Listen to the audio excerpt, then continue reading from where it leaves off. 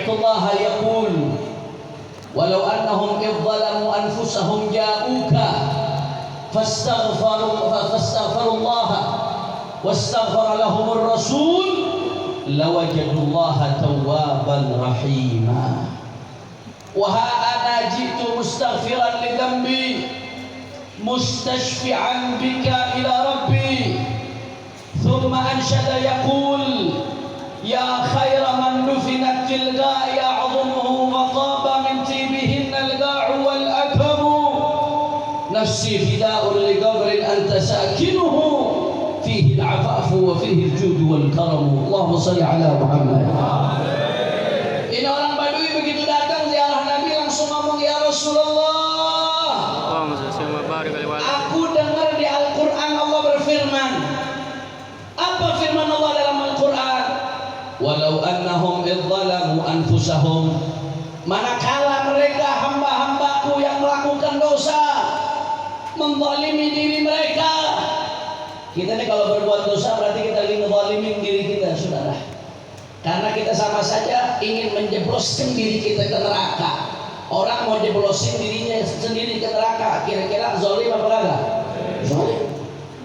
Walau annahum idh zalamu anfusahum, kata Allah, kalau mereka hamba-hambaku mereka menzalimi dirinya dengan dosa, dengan maksiat, zalim terhadap dirinya, zalim terhadap orang lain, dosa terhadap Allah, dosa terhadap makhluk, ja'uka, kata Allah, kemudian mereka datang kepadamu wahai Muhammad sallallahu alaihi wasallam. Allah nggak sebutin datang ke nabinya ketika nabi masih hidup atau nabi udah pindah ke alam barzakh, saudara. Allah nggak sebutin. Artinya sama.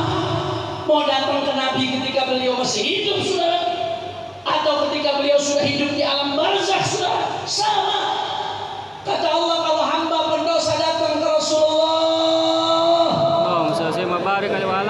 kemudian mereka beristighfar, mohon ampun kepada Allah, wastaghfara lahumur rasul, dan Rasulullah memohonkan ampun untuk mereka, apa yang akan terjadi? Lawajadullaha tawwaban rahima, maka mereka para pendosa itu akan mendapatkan Allah mengampuni dosa-dosanya, memberikan taubat dan penuh kasih sayang. Alhamdulillah. Itu orang Badui begitu datang ngomong ke Nabi, wahai ana ya Rasulullah, inilah aku ya Rasulullah, jitu mustaghfiran li dhanbi, aku datang bawa dosa ya Rasulullah. Di depan makam Nabi ini, saudara, aku datang bawa dosa ya Rasulullah, aku datang berharap diampuni oleh Allah dengan berkat-Mu, mustashfi'an bika ila rabbi. Habis itu dia baca 2 bait syair, yang mana 2 bait syair ini sampai sekarang dipampang di tiang kuburannya Nabi Muhammad sallallahu alaihi wasallam. Apa kata Badui tadi? Ya khaira man dufinat fil ga'i a'dhumuhu fataba min tibihin al-ga'u wal akamu. Wahai sebaik-baiknya orang yang dikuburkan di dalam tanah, maka dengan ada jasadmu di dalam tanah, tanahnya justru yang menjadi mulia. Nafsi fida'un li qabrin anta sakinuhu fihi al-'afaf wa fihi al-jud wal karam. Jiwaku, ragaku adalah tebusan untuk kuburan yang kau ada di dalamnya, karena disitulah ada kebahagiaan dan kedamaian. Allahumma shalli ala Muhammad.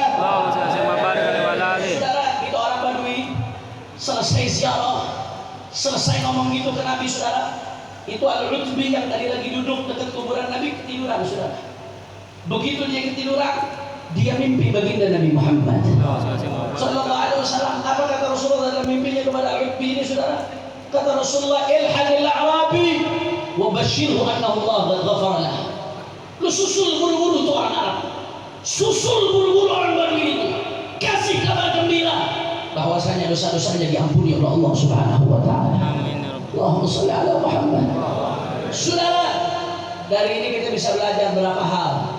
Yang pertama, ini cerita bukan cerita kaleng-kaleng. Kadang-kadang sekarang kalau kita bicara cerita, apalagi bawa-bawa mimpi, oh di media sosial sensitif banget tuh, halu, khurafat, saudara. Biasa pengikut Mama Gufron kebanyakan makan semut, saudara. Dikit-dikit halu, khurafat. Ini cerita saya mau kasih tahu bukan cerita kaleng-kaleng. Yang pertama yang ngutip cerita ini adalah Imam Al-Hafidz Ibnu Katsir dalam tafsirnya. Termasuk yang ngutip cerita ini Al-Imam An-Nawawi dalam kitabnya Al-Idah fil Manasik. Termasuk yang ngutip kitabnya Al-Imam Ibnu Qudamah dalam kitabnya Mughni, Al-Imam Al-Bahuti dalam kitabnya Kasyaful Qina. Artinya ini cerita-cerita dikutip oleh ulama-ulama besar Ahlus Sunnah. Yang kedua, Beb, itu kan cuma mimpi doang. Kenapa mimpi bakal diceritain sama ulama? Saudara, mimpi Nabi nggak sama dengan mimpi lainnya, saudara. Orang kalau mimpi selain Nabi bisa jadi itu setan nyamar. Apapun yang dia lihat dalam mimpi bisa jadi setan nyamar menggoda dia, saudara. Kecuali orang yang mimpi Nabi Muhammad Sallallahu Alaihi Wasallam. Kata Rasulullah, "Man ra'ani fil manam faqad ra'ani haqqan fa inna syaitan la yatamathalu bi." Nabi bilang dalam hadis yang sahih, siapa yang lihat aku dalam mimpi, sungguh dia telah melihatku, karena setan nggak bisa menyerupai Rasulullah. Sallu ala Nabi Muhammad. Mudah-mudahan semua yang hadir bisa mimpi Rasulullah. Mimpi Nabi beda dengan lainnya.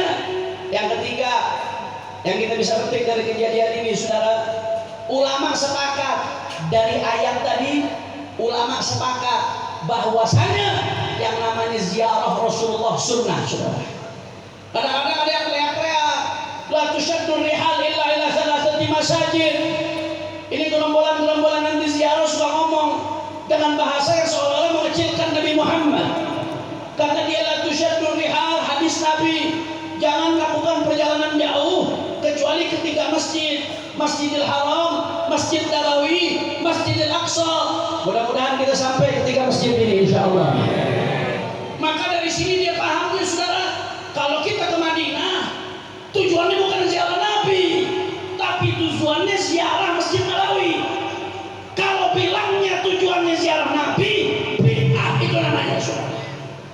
Masya Allah, saudara. Ini yang begini nih mainnya kurang jauh, saudara. Mesti dikasih kebuli suku tamu, saudara. Yang nyuruh kita datang ke Nabi Allah. Tadi di ayat Allah bilang apa? Walau annahum idzalamu anfusahum, kalau hamba-hambaku menzalimi dirinya mereka sendiri, jauhka, kemudian mereka datang kepadamu wahai Muhammad. Saya mau tanya, Allah ngebatasin nggak datangnya ketika Nabi masih hidup aja? Kagak. Mujmal, am. Allah nggak batasin pokoknya datang ke Nabi. Oh, Nabi masih hidup, mau setelah Nabi wafat ketika hidup di alam barzakh, saudara, sama. Yang perintahkan kita datang ke Nabi Muhammad adalah Allah Subhanahu. Saya mau tanya, jawab yang kompak. Kalau begitu yang perintahkan kita datang ke Nabi siapa? Kurang keras, kurang semangat siapa? Yang jawabnya kencang, saya doain ziarah Rasulullah. Lagi yang perintahin kita ziarah Rasulullah siapa? Yang perintahin kita untuk datang ke Rasulullah siapa? Kalau Allah yang perintahkan berarti baik atau buruk? Berarti bid'ah atau sunnah? Bid'ah atau sunnah?